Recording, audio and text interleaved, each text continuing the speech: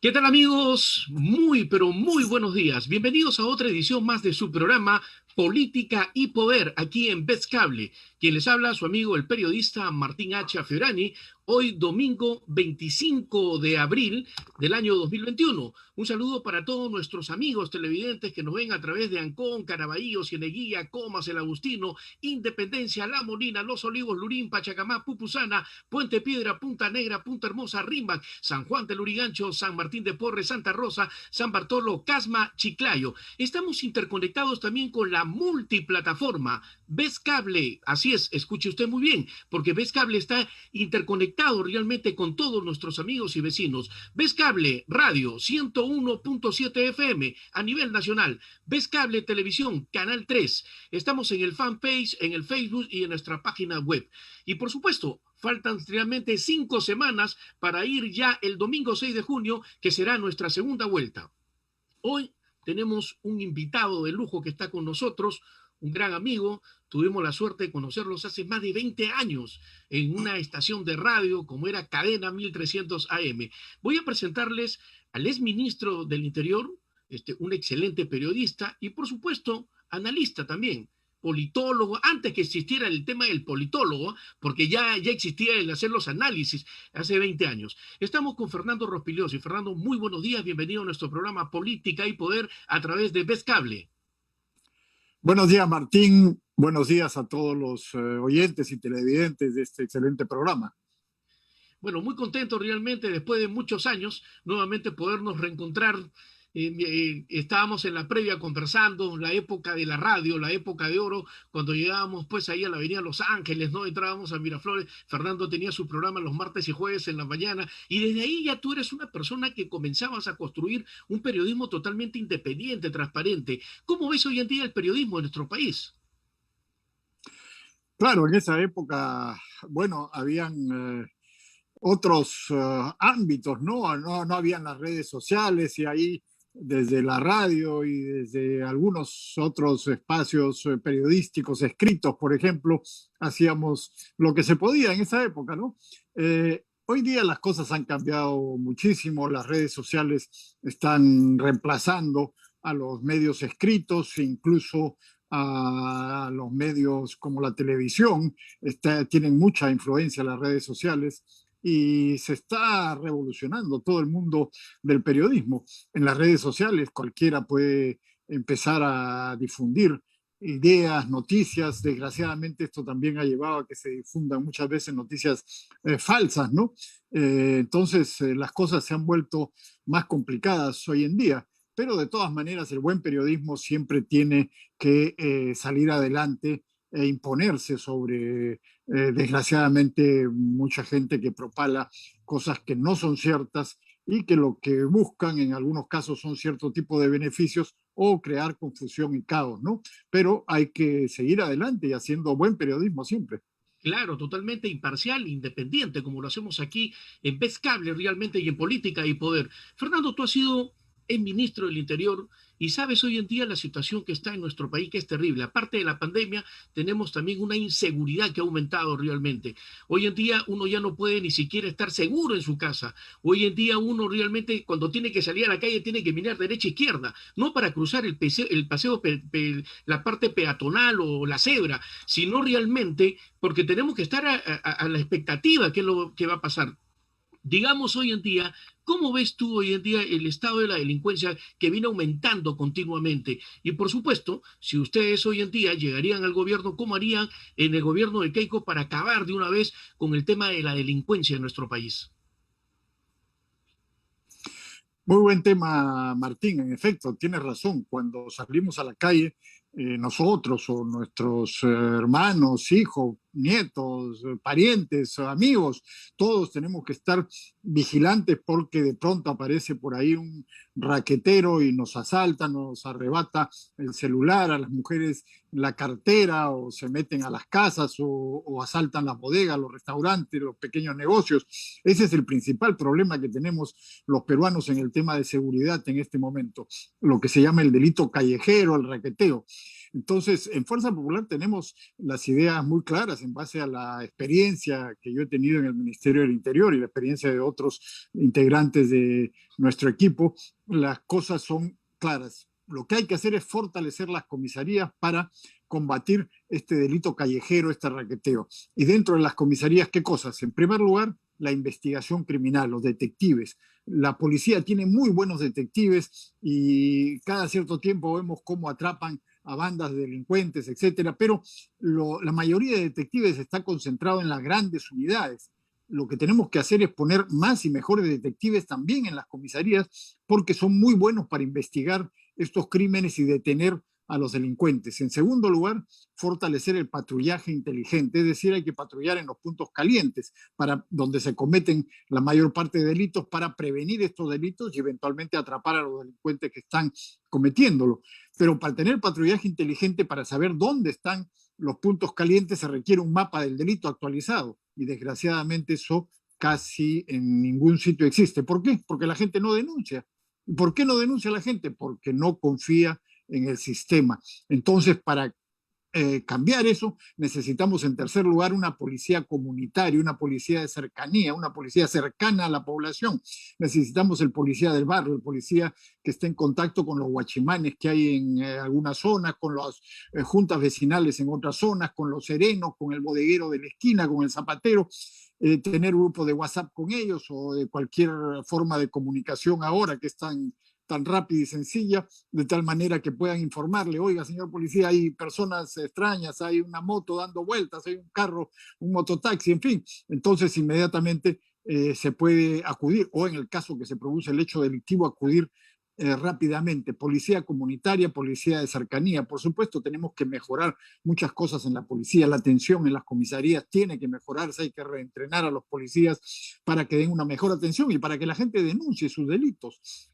Hay que cambiar algunos artículos del nuevo Código Procesal Penal. Ahora toda la investigación está en manos de la Fiscalía. Ese es un error. Tenemos que devolver la investigación preliminar a la policía, el atestado policial que había antes, porque la policía sabe investigar, los fiscales no saben investigar. La dirección jurídica de la investigación en manos de los fiscales, pero la policía que haga el atestado, que tenga la investigación preliminar. Es decir, tenemos cosas muy claras respecto a lo que hay que hacer para combatir el delito callejero, el raqueteo, que es lo que más le preocupa a los ciudadanos del Perú.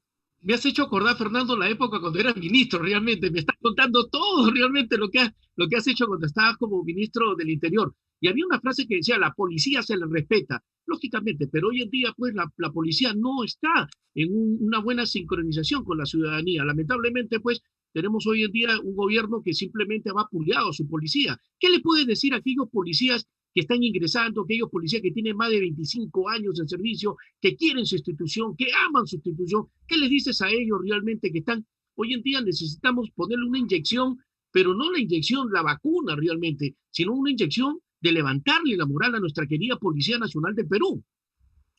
Así es, tú has recordado bien, cuando yo fui ministro lanzamos ese programa, esa frase, a la policía se la respeta, porque desgraciadamente mucha gente a veces maltrata a los policías, o hemos visto cuando hay turbas que generan disturbios sociales, atacan a la policía y no se cumple la ley. La ley dice que cuando tú atacas a una autoridad tienes 12 años de prisión y hemos visto cómo han habido bloqueos de carreteras, ataques a la policía en Lima, en disturbios, y los gobiernos, el de Sagasti sobre todo, no hacen nada para hacer respetar la ley y sancionar a aquellos que atacan a la policía. Pero en efecto la policía tiene que ser revalorada, no solamente en el sentido moral, que por supuesto lo merece, sino también en sus condiciones de trabajo, en sus condiciones de vida. Por ejemplo, hay aquí en Lima un hospital de la policía nuevo que todavía no está funcionando, un hospital en que se ha gastado muchísimo dinero y que por desidia de las autoridades no se pone completamente en funcionamiento cuando estamos viendo que muchos policías son afectados por el virus, etcétera. Entonces, las condiciones de trabajo de la policía, sus salarios y su situación laboral tiene que mejorarse también y eso implica una revalorización práctica de la policía. Eso es muy importante y creo que un gobierno de fuerza popular se haría. Por supuesto, acá el actual gobierno ha maltratado a la policía, los ha humillado, ha dicho que son asesinos. El Ministerio del Interior, dominado por los morados, por estos izquierdistas, sacó un informe sobre los sucesos de noviembre, diciendo que los policías eran asesinos. Eso es, por supuesto, mentira, eso es falso, no hay ninguna evidencia, ninguna prueba, pero están tratando de maltratar y de humillar a la policía. Y desgraciadamente, si es que ganara el señor Castillo, que tiene en sus filas a mucha gente vinculada a grupos como el Movadef, que es la nueva versión de Sendero Luminoso,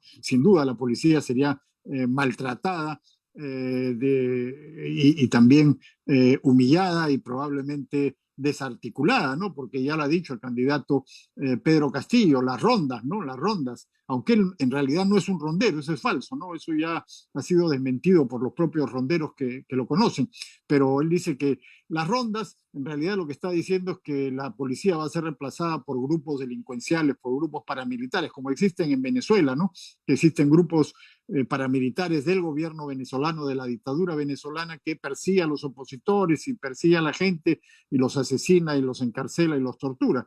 Entonces, no vamos a permitir eso, que la policía sea desarticulada, maltratada y humillada.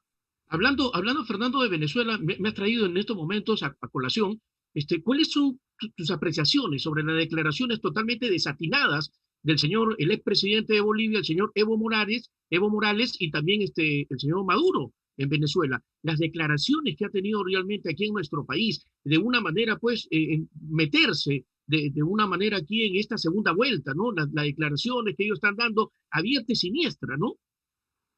Bueno, claramente esta gente de Pedro Castillo y Vladimir Cerrón están vinculados, tienen dos vinculaciones muy claras. Por un lado, con el Movadef, que es el Sendero Luminoso de Abimael Guzmán, es el nuevo nombre del Sendero Luminoso, el Movadef, y por otro lado, con este grupo de lo que se llama la Coordinadora Bolivariana, etcétera, que es gente vinculada a Cuba, Venezuela y a Evo Morales en Bolivia.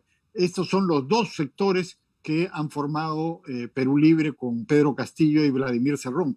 Y por supuesto, ellos están tratando de apoyar a su candidato. Lo peor no son solamente las declaraciones de Evo Morales, que claramente está metiéndose en la política peruana, sino que tienen otro tipo de apoyo, más subterráneo, más encubierto, pero ellos están respaldando claramente con una serie de recursos a la candidatura de Pedro Castillo, porque intentan convertir al Perú en una nueva Venezuela. Y los peruanos ya sabemos lo que es Venezuela, no porque nos los han contado, sino porque hemos visto a 1 millón de venezolanos en el Perú. Simplemente preguntémosle a cualquier venezolano, y por supuesto todos tenemos la oportunidad de hacerlo porque están en todas partes. Es gente que ha venido con lo que tiene, con la ropa puesta, huyendo de su país, porque ahí se mueren de hambre o son perseguidos, asesinados o torturados por esa dictadura. La gente se muere de hambre y se escapa de Venezuela. Pregúntenle a cualquier venezolano por qué escapan de Venezuela. Porque no pueden vivir ahí, porque no pueden comer, no tienen para lo esencial. Bueno, ¿quieren que el Perú se convierta en una nueva Venezuela? Es clarísimo que Venezuela apoya a Pedro Castillo. Es clarísimo. Tiene el congresista electo, por ejemplo, hoy día, que está acusado de terrorismo, de hecho sea de paso, Guillermo Bermejo. ¿Cuántas veces ha viajado a Venezuela? Él mismo lo admite.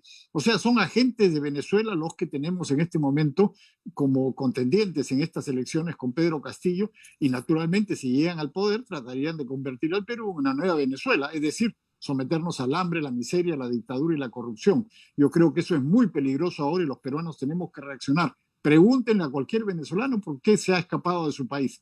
Eso es muy Claro. sencillo, muy simple. Nuestros hermanos venezolanos, lógicamente, han tenido que acudir a diferentes partes del mundo para poder sobrevivir, porque la situación en Venezuela es crítica. Hasta ahora se siguen muriendo de hambre. Y hablando de muriéndose de hambre también, yo quiero decirte algo. Aquí en el Perú se está muriendo la gente. La gente se está muriendo ¿Cómo ves? Ya hemos llegado a una cifra muy alta en el tema de la pandemia.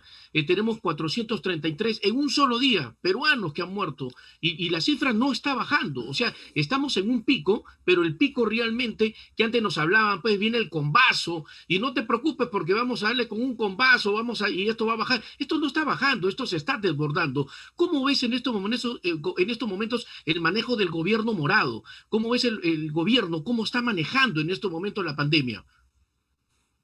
Bueno, el gobierno morado es, como sabemos, un gobierno izquierdista, más o menos lo que sería el gobierno de Castillo, pero Castillo multiplicado por 1000, ¿no? Sería mucho más izquierdista que este gobierno. Es un gobierno completamente inepto, ¿no? Que no ha hecho lo que tiene que hacer. ¿Qué cosa es lo que hay que hacer? Como bien ha dicho el doctor Ernesto Bustamante, que es congresista electo de Fuerza Popular, y lo viene diciendo desde el año pasado, hay que hacer 70.000 pruebas moleculares diarias, 70.000 pruebas moleculares diarias que se pueden hacer, se pueden comprar y hacer para detectar a los infectados, sobre todo a los asintomáticos que están difundiendo el virus pero que no lo saben. Y cuando se detecta, se les aísla y se impide que el virus se siga propagando. Pero lo más importante, traer vacunas, millones de vacunas de buena calidad. Hoy día se está vacunando a un ritmo lentísimo realmente, unos cuantos miles de vacunados a la semana, cuando tenemos 25 millones de peruanos que tienen que ser vacunados. Y eso no es imposible. Nuestro vecino Chile ha vacunado a millones de personas muy rápidamente y con vacunas de calidad. Eso es lo que necesitamos, traer vacunas de calidad y vacunar masivamente 250.000 peruanos por día para evitar la propagación del virus y evitar que la gente se muera. Entonces, en ese sentido, lo que hay que hacer también es permitir que las empresas privadas traigan vacunas. Es absurdo, el gobierno no quiere que empresas privadas traigan vacunas, el gobierno no trae vacunas y no quiere que las empresas privadas traigan vacunas. El perro del hortelano ni come ni deja comer. Digamos, si los bancos, por ejemplo, que tienen dinero, las empresas mineras que tienen dinero, traen vacunas y vacunan gratuitamente, porque no se trata de que cobren, vacunan gratuitamente a sus trabajadores y sus familiares, habría millones de peruanos que ya estarían vacunados contra el virus, que no propagarían el virus y que no se morirían, que no llenarían los hospitales y que permitirían que el Estado, que está haciéndolo poco y lento, pueda vacunar a los más necesitados, a los más vulnerables, a los que no tienen un trabajo formal en una empresa. Es decir, todos contribuyendo a luchar contra el virus, pero el gobierno de Sagasti no quiere eso, impide que los privados traigan vacunas simplemente por problemas ideológicos, una cosa absurda. Y lo otro es 100 plantas de oxígeno. Es increíble que el Perú se esté muriendo por falta de oxígeno. Y no es falta de plata del Estado. El Estado ha tenido mucha plata. ¿Por qué? Porque las empresas privadas han pagado impuestos y el Estado ha tenido mucha plata, pero esa plata ha sido mal utilizada y no se han construido las plantas de oxígeno que se requieren. Pero eso se puede hacer. Se puede importar las plantas de oxígeno y ponerlas en funcionamiento. 100 plantas de oxígeno en los 5 primeros meses del gobierno de Fuerza Popular. Eso es nuestro programa. Desgraciadamente, el señor Castillo no tiene nada que decir. Cuando tú lo has visto en una entrevista que le han hecho, dice, bueno, vamos a convocar a los médicos, a convocar a los médicos, por favor, no, convocar a los médicos, no, pruebas moleculares, vacunas, plantas de oxígeno, eso es lo que se necesita, no convocar a los médicos, ya todo el mundo convoca a los médicos, ¿qué alternativa es esa? Entonces, eso es lo que necesitamos hacer ahora. Efectivamente, estamos conversando con Fernando Rospigliosi, periodista también, es ministro del Interior y analista político, en esta oportunidad que está con nosotros aquí en Política y Poder.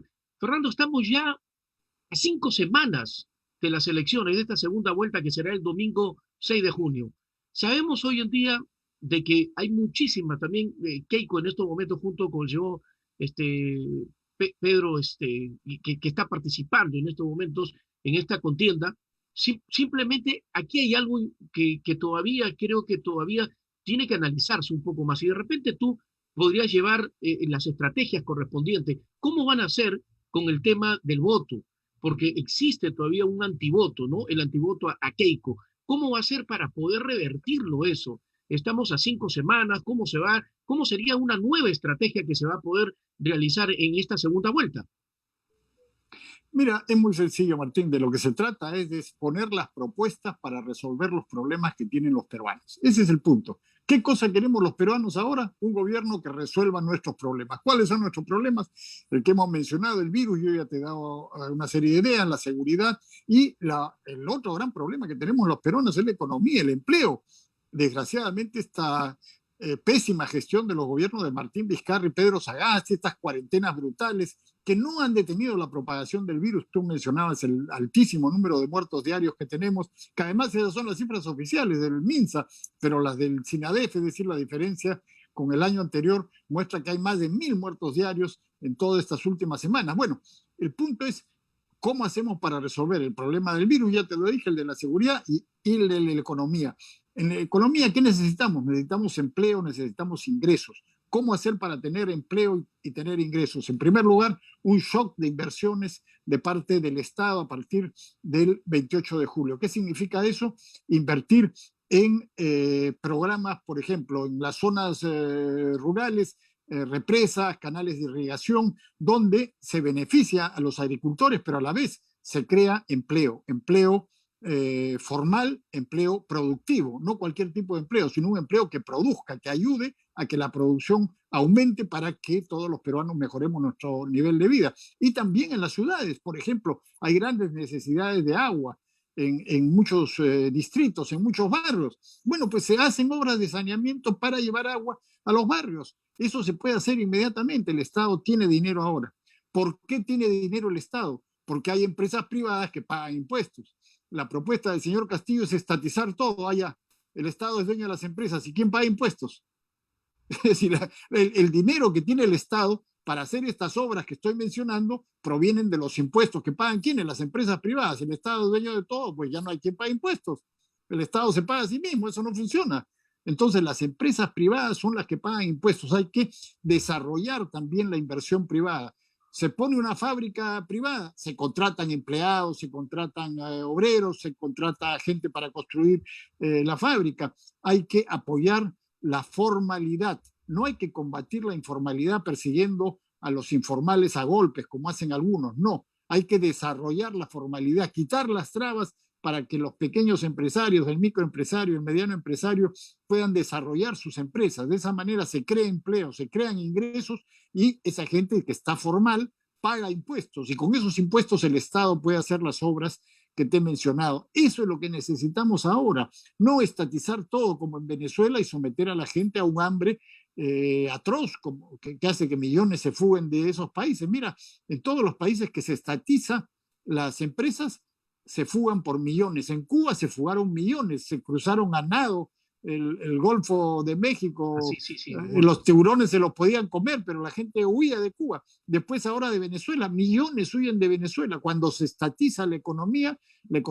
quiebra, eso ya lo sabemos. Lo que necesitamos es que las empresas privadas paguen impuestos, que creen empleo y con esos impuestos el Estado a su vez hace obras en favor de la población. Desgraciadamente hemos tenido gobiernos, malos gobiernos, tanto gobiernos nacionales como gobiernos regionales que se roban la plata. Por ejemplo, el dueño del partido del señor Pedro Castillo, el señor Vladimir Cerrón, fue gobernador regional de Junín. ¿Qué hizo? Se robó la plata, está condenado hoy día, sentenciado por corrupción, sentenciado por corrupción. Ese es un ejemplo de mal gobierno, de cómo se roban la plata los malos gobernantes. Y ese es el ejemplo que nos da Pedro Castillo, teniendo como el dueño del partido a un condenado por corrupción que hizo un pésimo gobierno regional. Imagínate, si lo hizo eso en la región Junín, ¿cómo lo haría en el país? Sería peor.